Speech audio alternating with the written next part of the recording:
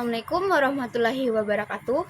Perkenalkan, nama saya Agni Agustina dengan NIM 14245508. Saya dari kelas AKM 3. Di sini saya akan memaparkan identifikasi yang saya lakukan mengenai topik gempa bumi secara umum dan peristiwa gempa bumi yang telah terjadi di beberapa wilayah.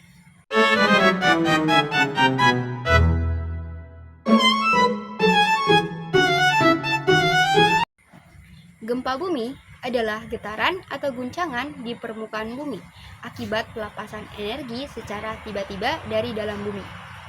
Gempa dapat terjadi disebabkan beberapa faktor, di antaranya pergerakan lempeng tektonik, aktivitas vulkanik, peruntuhan, dan buatan manusia, sehingga menimbulkan getaran yang merambat sebagai gelombang seismik yang bisa dirasakan manusia dan berpotensi menimbulkan kerusakan.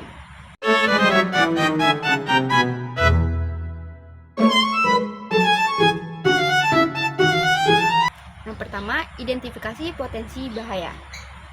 Beberapa peristiwa yang terjadi antaranya gempa di Yogyakarta dan Jepang beberapa tahun silam, serta isu megatrust yang mengancam Pulau Jawa dan Bali dan berpotensi meluas hingga ke beberapa pulau di sekitarnya. Di Yogyakarta terjadi gempa darat tektonik akibat sesar aktif. Di Jepang terjadi gempa megatrust bawah laut yang menimbulkan tsunami besar pada tahun 2011 silam. Dan kini Indonesia juga sedang terancam potensi gempa megatrust yang dapat melanda Pulau Jawa dan Bali dan beberapa pulau di sekitarnya.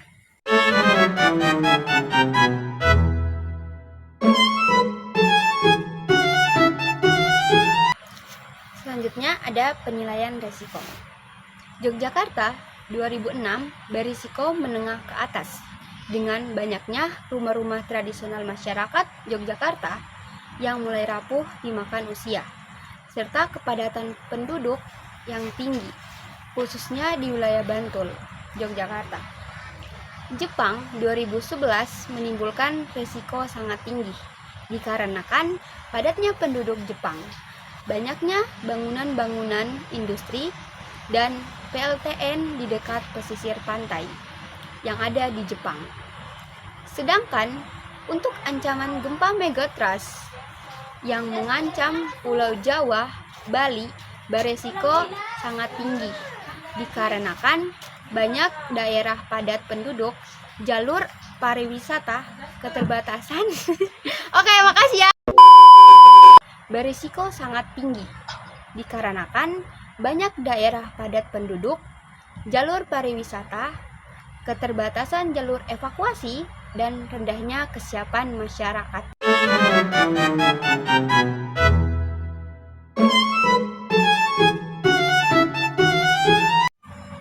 Selanjutnya, dampak bencana.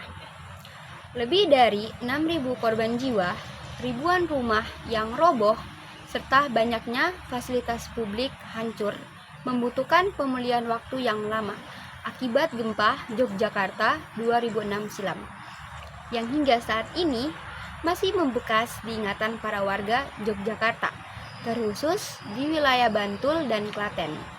Dan lebih dari 20.000 korban jiwa dampak tsunami yang menghancurkan kota di pesisir Jepang, PLTN Fukushima yang rusak, serta kerugian ekonomi ratusan miliaran dolar menjadi harga yang harus dibayarkan masyarakat Jepang.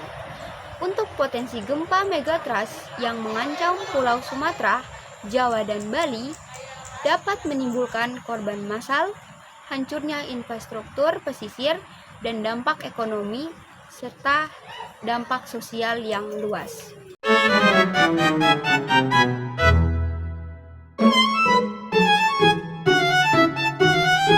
Dan yang terakhir, pembandingan penanganan dan pencegahan. Indonesia memiliki sistem peringatan dini akan potensi gempa melalui BMKG.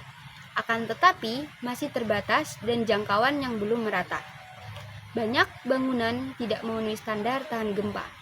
Jalur evakuasi tsunami yang terbatas dan kesadaran yang masyarakatnya kurang akan potensi gempa. Setelah Yogyakarta dan bencana lainnya, Indonesia mulai membangun BNPB, Badan Nasional Penanggulangan Bencana, jalur evakuasi, dan program desa yang tangguh bencana. Upaya mitigasi pesisir Sumatera, Jawa, Bali juga masih dalam tahap penguatan.